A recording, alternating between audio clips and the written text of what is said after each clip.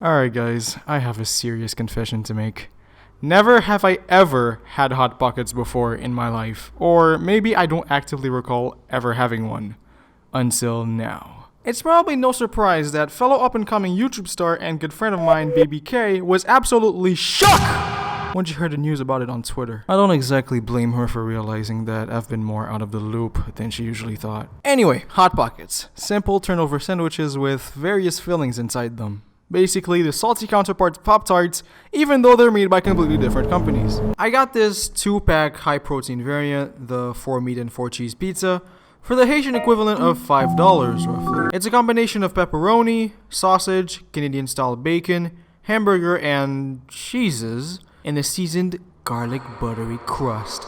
Because who doesn't love garlic bread? The ingredients, as usual, are nothing more than an excerpt from a book chapter, judging by the colossal number of additives they added that no one really cares about. Now, since the graphic designers involved in the production of this packaging forgot to list the 4 cheeses anywhere else, I took the liberty to dig through the ingredients to find out what I was getting myself into, and here they are. Reduced fat mozzarella, cheddar, provolone, and Parmesan. Yeah, there you go. I think I saved you a few clicks on that one. You're welcome. The nutrition facts are, in my opinion, quite typical of frozen sandwich derivatives. You have a tiny bit of cholesterol, varying levels of sodium, and a mountain of carbohydrates. Which is also true of another product that I reviewed a few years ago on this channel, notably the Jose Ole Chimichanga. The cooking instructions are straightforward and self-explanatory. Just unwrap the sandwich, put it in a piece of cardboard, then cook it in the microwave for 2 minutes, let it cool for 2 minutes, and then bam, Hot Pocket, ready to go. Now, as I attempt to remove this piece of paperboard from the sandwich for the purpose of this video, let me explain just why I believe those crisping sleeves are a scam. They don't make the sandwich crispy at all. An article on Hot Pockets from the Daily Meal states that those crisping sleeves are actually called susceptors, which are used mainly to focus the microwave heat onto the sandwich, thereby broiling it in a sense so the crust becomes crispier. Right now, I feel inclined to call bullshit because I have an 1100 watt microwave oven and I cooked the sandwich according to the packaging instructions and it still wasn't crispy. And thanks to Chef John, we know that the fork don't lie. I can barely hear anything. It should be, without a doubt, I can clearly say that crisping sleeves are a fucking scam. I decided to experiment with the second sandwich in the package and cook it without the crisping sleeve. More on that later.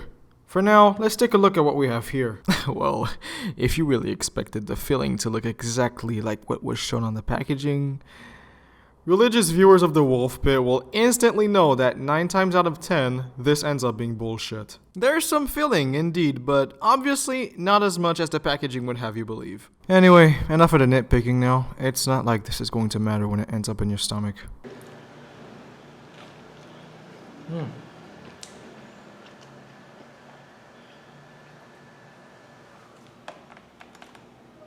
That tastes too bad. This one kind of reminds me of a pizza, but then again it said something about pizza on the packaging or in the ingredients or something along those lines.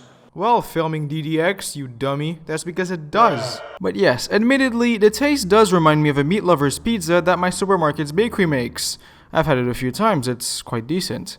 And I feel it replicates that taste to a certain extent. Not to a T, but very close. I don't think there was anything particularly unpleasant about this Hot Pocket in general, other than the fact that I'm disappointed that the crisping sleeve didn't really do what it was advertised to do. And now for the moment everyone was totally waiting for.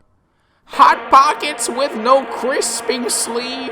Okay guys, so I cooked the second Hot Pocket without a crisping sleeve. Oh my god, this is still hot. It had a blowout. It had a blowout, ladies and gentlemen. But this is not why you're here. Hold on a second. Let me get a fork. Is it me or is it just like 5% crispier than before? Either way, it's not that. The difference is not really that noticeable, honestly. Our boy had a little blowout while it was in there. I'm pretty sure it's gonna taste the same.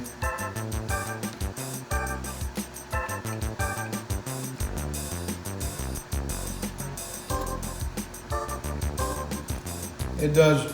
Makes no difference. Crispy sleeve versus no crispy sleeve. I'm officially going on record. It makes no fucking difference.